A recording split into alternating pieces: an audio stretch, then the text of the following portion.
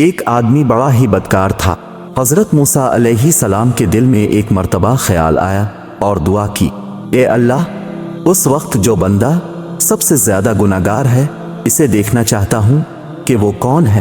اللہ تعالیٰ نے اشارہ فرمایا کہ یہ بندہ سب سے زیادہ گناہگار ہے جو ہر وقت جوانی کی مستیوں میں ڈوبا ہوا ہوتا ہے اور برائی کے سوا اسے کوئی کام نہیں ہے۔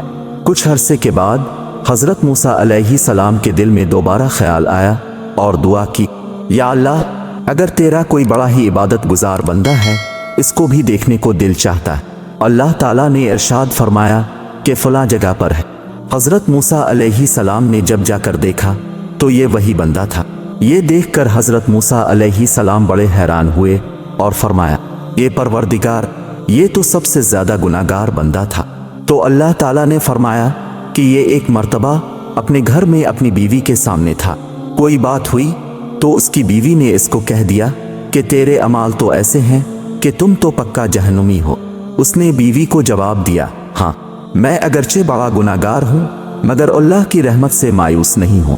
چونکہ اس نے امید والی بات کہی اس لیے ہماری رحمت جوش میں آئی اور ہم نے اس کے سب گناہوں کو اس کی نیکیوں میں بدل دیا، اس لیے یہ سب سے زیادہ نیکیوں والا بندہ بن گیا۔